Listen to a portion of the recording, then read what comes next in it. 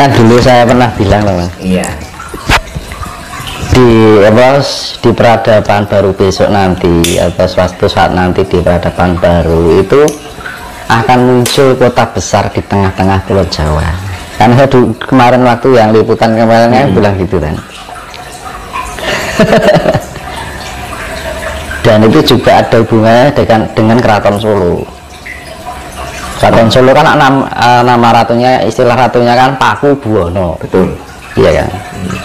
Paku itulah patok itu loh Mas, tonggak ya, yang menjadi poros. Buwono kan bumi ya. Ya kan orang keraton istilahnya dulu kan yang mendirikan kayak Gede Solo ya, itu membuat nama itu juga nggak sembarangan, pakai tirakat orang dulu. Dan posisi Keraton Solo itu tengah-tengah pas antara Merapi dengan Lawu. Itu bisa dicek di Google Map itu. Pas posisi tengah. Nah, di antara ini ibaratnya itu adalah gerbang dalam. Nah, gerbang luarnya dari ini Keraton Solo, Lawu, Merapi. Nah, ini ada gerbang luarnya.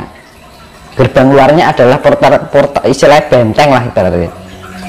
Itu sebelah timur adalah Semeru, sebelah barat adalah Slamet. Bisa dilihat di Google Map. Enggak, sebentar Mas. Maksudnya pintu gerbang keluar kan ini kerajaan itu berarti gini loh. Berarti itu termasuk yang membentengi tanah Jawa. Apa gimana Mas? Ibaratnya keraton, kerajaan. Keraton itu kan mesti ada pintu luar, tugu luar, tugu dalam. Ya kan, baru masuk keraton kan konon. Iya. Ya seperti itu. Bisa dicek di Google Map. Jadi ini Keraton Solo. Sebelah barat ini kan Merapi, sebelah timurnya Lawu. Nah, Keraton Solo ini pas tengah-tengah antara Lawu dan Merapi. Itu gerbang dalam. Portal gaibnya gitu Mas. Portal dimensinya itu. Jadi semacam bentuk kayak gerbang, kayak gapura lah berarti nek keraton. Nah, gapura luarnya itu adalah timur adalah Semeru, baratnya adalah Slamet. Itu bisa dicek di Google Map. Nah, itu ya makanya dari Gunung Lawu, Merapi, Semeru, Slamet itu gunung yang sangat wingit, penuh dengan kemistisan. Iya kan? Iya. Karena itu portal.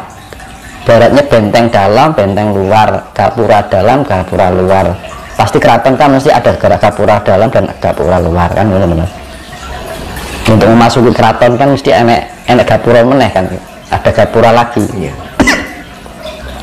Efeknya Mas, jika gunung yang menjadi benteng tadi kan, itu sampai meletus itu tanah Jawa itu membuka Mas. Justru kalau meletusnya itu membuka dimensi. Membuka dimensi. Iya, portalnya dibuka. Kan ada namanya dimensi itu ada pintu portalnya, garisnya.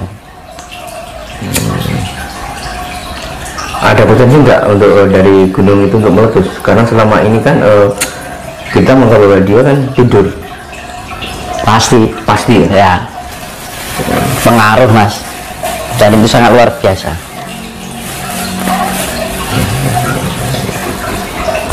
Puncak tertinggi di Pulau Jawa lah Semeru harus Slamet. Betul. Iya, itu benteng itu. Bila lihat di Google Map itu loh. Semeru, Slamet, Merapi, Lawu, tengah-tengah Keraton Solo.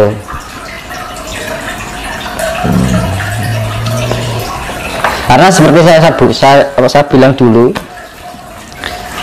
Solo ataupun area Lawu ini adalah peradaban manusia pertama yang namanya Meganthropus paleojavanicus, ya kan.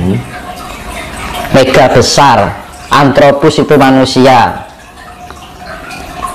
Paleojavanicus ras Java, ukurannya besar, manusia ukuran besar, ya kan. Ditemukan di Trinil, ya kan. Terus lebih muda lagi yang si erectus. Jadi erectus itu lebih mudah dari Meganthropus.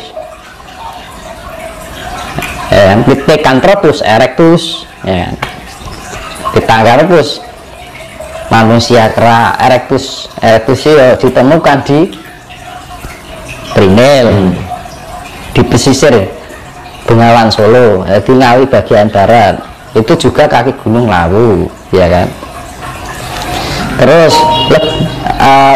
Pithecanthropus mojokertensis yang ada di Gunung Penanggungan, dekat kaki Gunung Penanggungan Mojokerto. Makanya di sana banyak situs juga, iya, kan itu. Terus Pithecanthropus soloensis juga ditemukan di Bengawan Solo, kan. Terus lebih muda lagi Homo sapien itu kan manusia purba yang sudah cerdas, tingkat IQ-nya sudah berkembang gitu kan. Nah, Homo terbagi menjadi 3. Homo wajakensis ditemukan di daerah Wajak, kaki gunung Gunung Wilis, daerah Tulungagung, ya kan.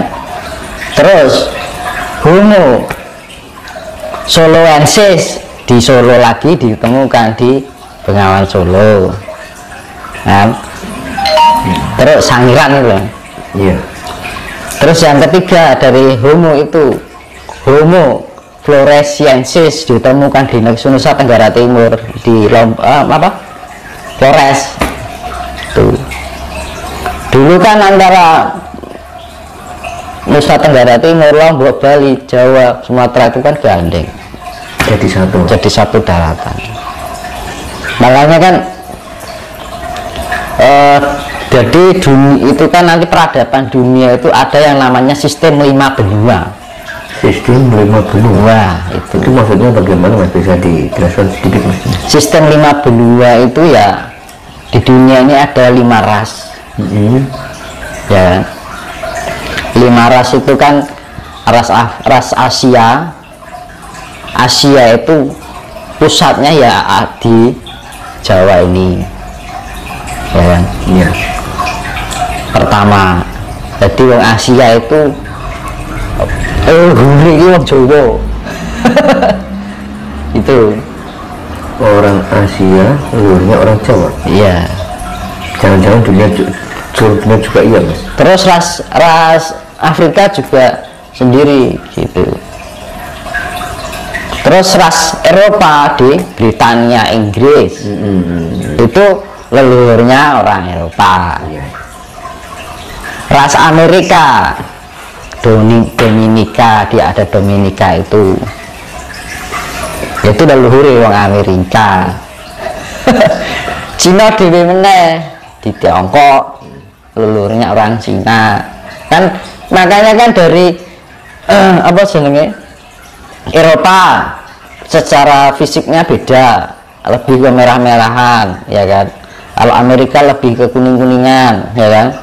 Kalau Jawa lebih sawo matang, kalau Afrika lebih gelap, kalau Cina lebih sipit, kan beda. Makanya itu. Nah, India itu adalah imigrasi dari Jawa yang berkolaborasi dengan ras Afrika, akhirnya bentuk makanya orang India kan setengah Indonesia, setengah Asia, setengah Afrika, ya kan? Ya. Misalkan ada orang India yang putih, itu sudah ada pencampuran dari ras Eropa. Kan dulu itu kan masih banyak daratan yang belum terpisah-pisah oleh lautan, dan dulu hidupnya itu imigrasi, modelnya berpindah-pindah tempat. Terus belum nanti kan karena bencana alam itu banyak berterbaran, ras-ras itu menyebar karena pengaruh gejolak alam. Karena apa? Jadi fase-fase yang kayak pergantian peradaban itu sudah berkali-kali. Nah gitu. Jadi manusia purba mengalami evolusi geger, ya. Jadi perubahan zaman ini sekarang sudah ke 9. 9 itu periode itu zamannya Lemuria. Iya, iya. Nah, kita itu sudah pergantian zaman menuju yang ke-10. Makanya di dalam istilah Hindu ada yang namanya setiap ada perubahan alam itu diturunkan sang pemelihara yang namanya avatar, awatara Wisnu, itu dewa pemelihara. Makanya kan dewa yang pertama itu ikan, karena dulunya belum ada manusia. Hanya dulu pertama itu kan hewan-hewan air dulu sebelum hewan darat. Ya, terus babi, ya, disimbolis awatara Wisnu disimbolkan sifat bentuk babi yang itu yang namanya hewan darat.